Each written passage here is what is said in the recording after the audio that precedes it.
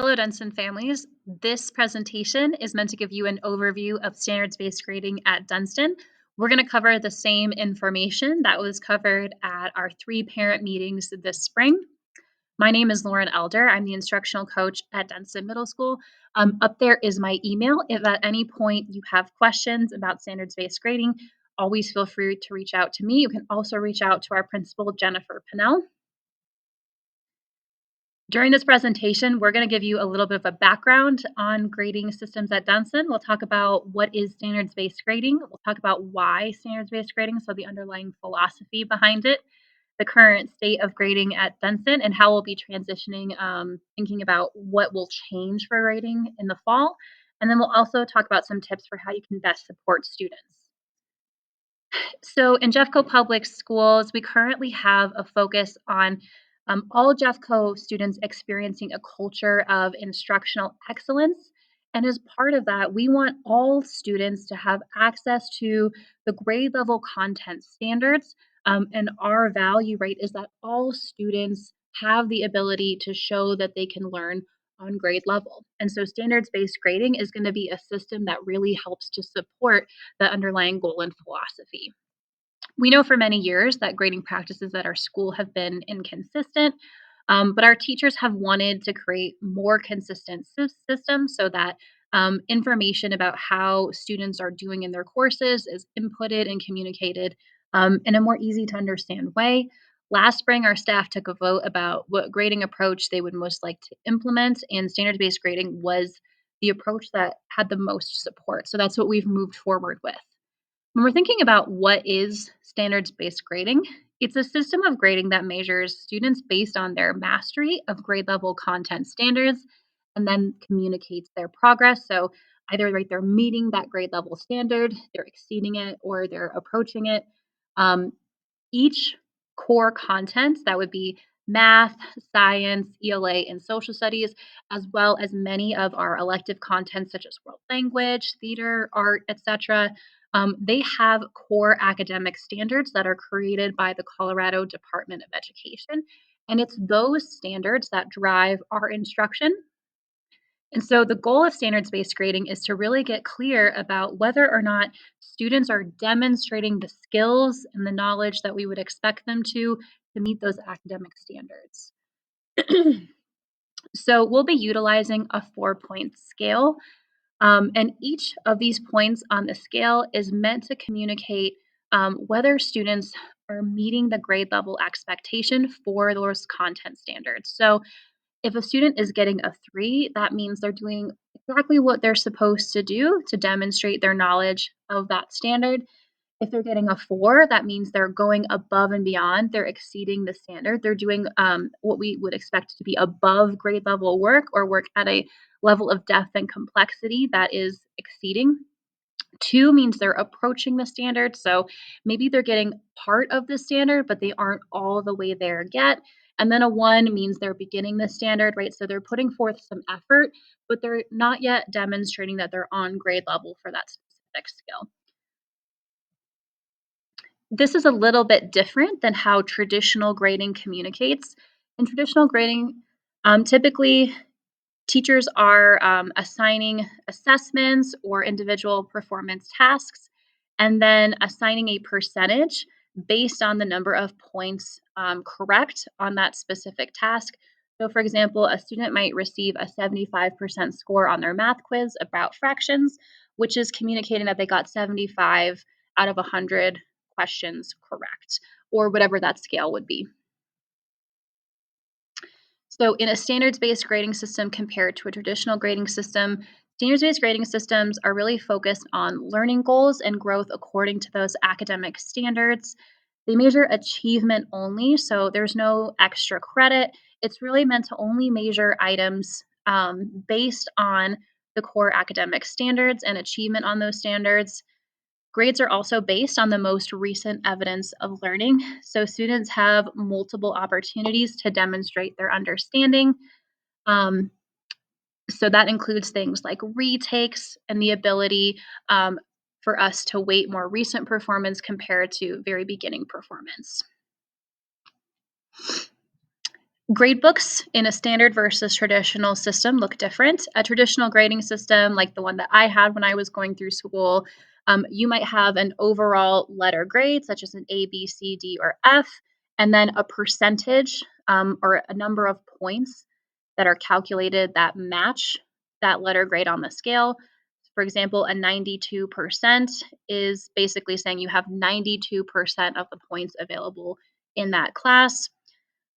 A standards-based grading system, typically classes still have an overall grade. So, for example, you can see in math, a student is getting an overall grade of 3, but you'll notice that that grade is then broken down by their performance and individual standards, right? So, when we're thinking about what's going into that 3, we're looking at specific skills like, can I define a number sentence? Can I find the sum of two-digit numbers? And there's a individual grade for each standard, right, on that 4-point scale. So I could look at this student's grade in standards-based grading and see, right, that they're meeting the standard in mathematics. This is a skill that they're strong in. These might be skills that they need some additional practice in. Why SBG? So, we want consistent and clear communication about what grades really mean between kids, teachers, and guardians. So, by getting clear about whether students are demonstrating the skills that they need to be on grade level, it also helps us know when students aren't demonstrating those skills. It helps us be able to target and address skills gaps, which we know it's important to do as students come with more skill gaps after COVID. It's gonna emphasize students' thinking as opposed to their compliance, right? So students are being measured on their ability, right, to write a claim with evidence or multiply and divide with fractions. They're not being measured on their ability to raise their hand in class or turn something in on time. We think about in SBG grades as a measure of academic progress and not self identity or self worth. So instead of students developing these identities of, I'm a B student or I'm a student that always gets D's, right? It's I'm a student who's at grade level or I'm a student who understands long division, but I need to improve on using fractions.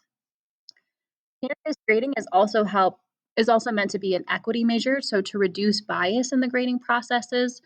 As part of standards-based grading, teachers create rubrics that clearly define how students get a 1, 2, 3, and 4 for each standard.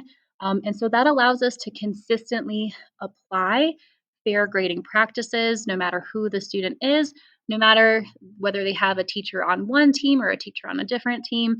The idea is that students are being assessed fairly and consistently. And the last thing is that it reflects real world performance evaluation rubrics. So it would be super uncommon after graduation to be getting A's and B's on things, right?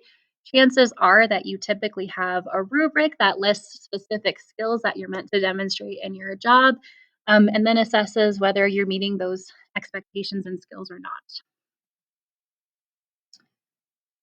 Another way another why behind SBG is it helps us align with the district focus on providing rigorous grade level instruction for all students.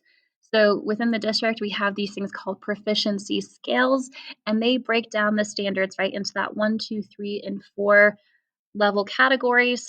And so it really allows us to align with the district's vision of what skills and knowledge we want students to demonstrate.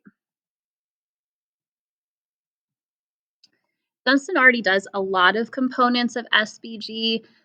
We already use a 4-point scale. We use rubrics to define the criteria for our grades on that scale. Our instruction is driven by the academic standards. Many teachers already provide opportunities for students to do retakes or to get extra support. We separate grading between content and the work habit.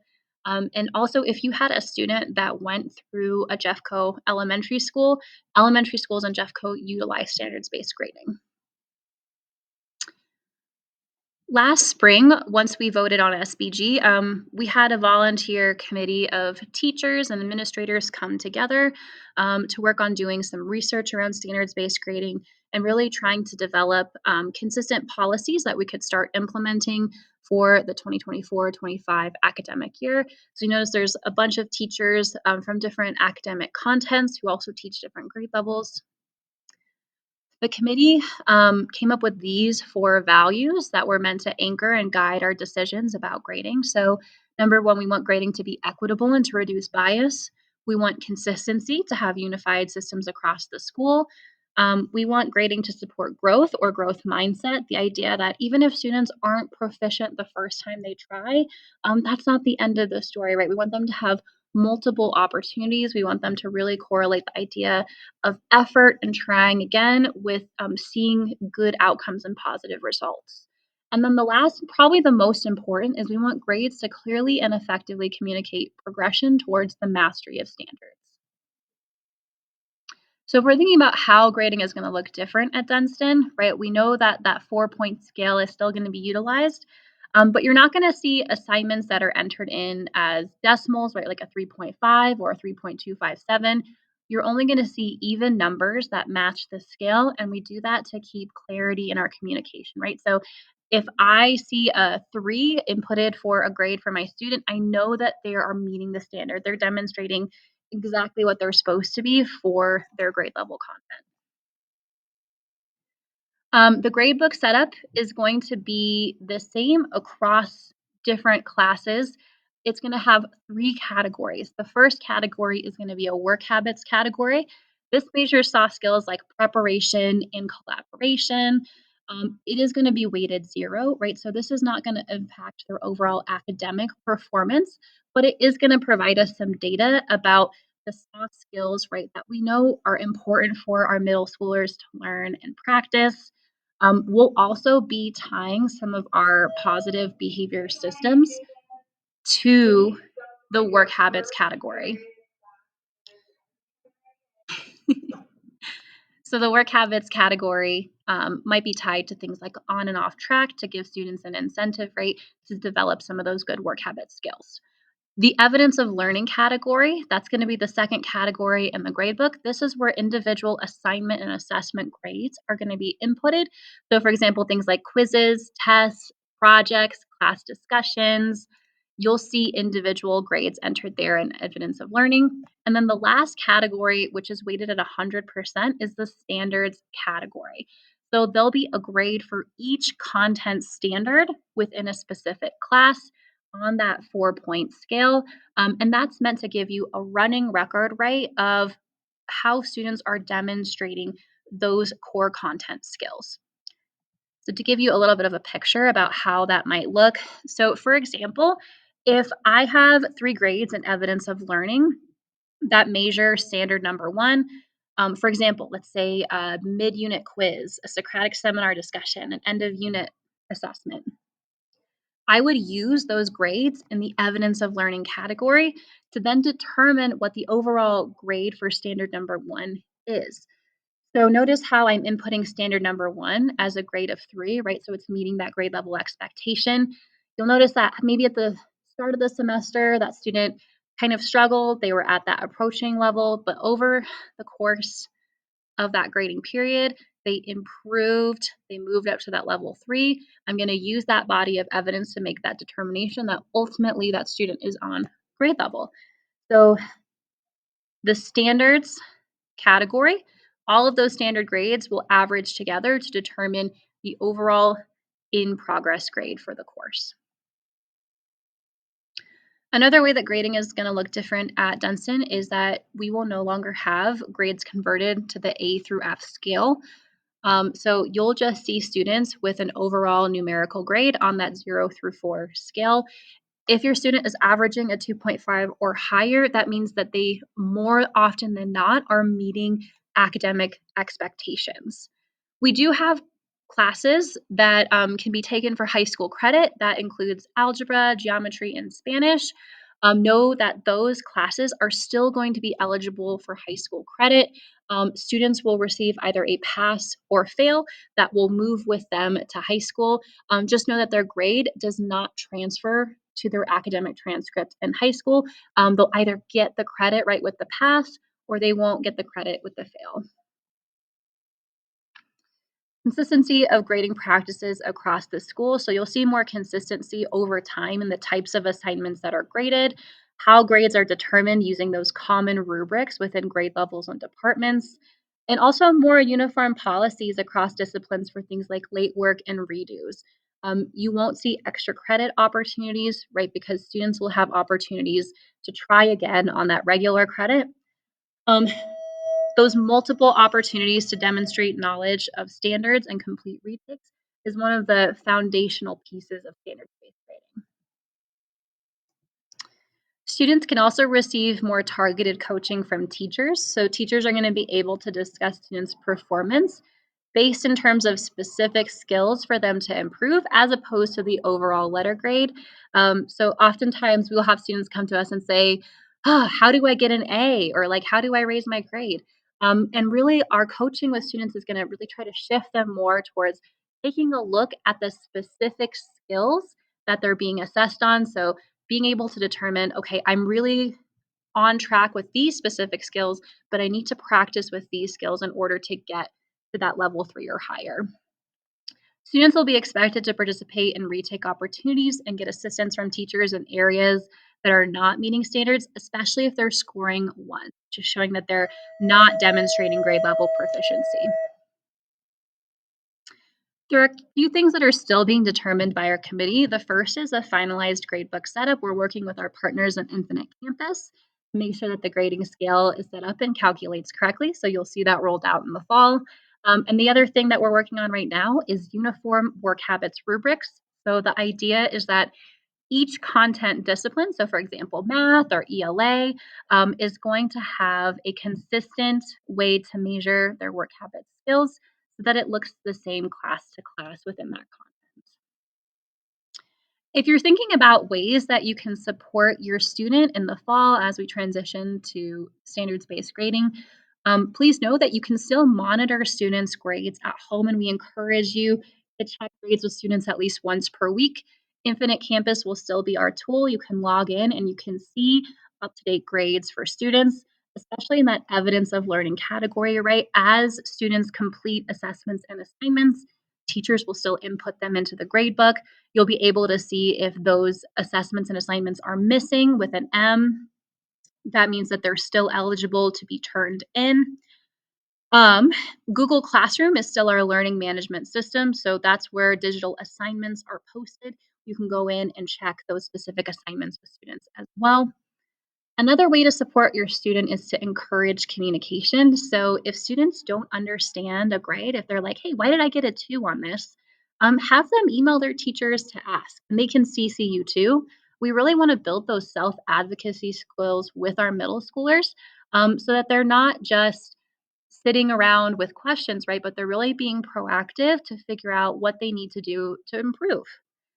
Another way to support your student is to think about the power of yet, right? So when we think about academic standards, they're the skills that we want students to have by the end of the specific grade level. So it might be the case that the first time your student tries on something, they may not meet the grade level expectation yet.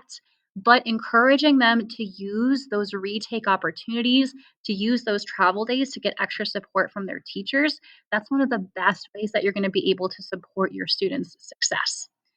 The last thing to think about is on our grading scale, having the understanding that threes are the grade level expectation.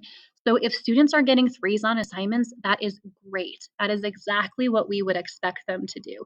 If I'm a seventh grader and I get a 3 on an assignment or I have a 3 in the standard, that means I am doing what a seventh grader is meant to do. Now, if you're noticing that students are getting 4s, that means that they're going above and beyond the grade level expectation in some way. So 4s are very much possible, but just notice that 4s are meant to be challenging for your student. 4s are not guaranteed. So these 4 ways can be essential when you're thinking about how to coach and support your student with success on SBG. Additional communication. Please consider that with new systems, they're an iterative process, so we'll adjust as we need to. Expect ongoing communication about standards based grading. We'll also be reaching out periodically to students, to teachers, and to community members to get their feedback so we can make things better. Some places that you can look for communication: the Dunstan Community Newsletter, which goes out each Friday, as well as the Dunstan website. Individual teachers also tend to send communication about their classes, so look for that in the fall. And please make sure that your contact information is up to date, Infinite Campus, as well as with your student when they go to sign up for classes in Google. If you're looking for some additional reading and resources on SBG, you might consider Grading for Equity, which is the book that our group read when we were thinking about systems that we would like to implement. There's also this article that's linked in the slides. What does research say about standards based grading? And as a reminder, if you have any questions about SBG, just know that you're always welcome to reach out to me or our principal, Jen Pinnell. Thank you so much for your time. I hope you have a great rest of your day.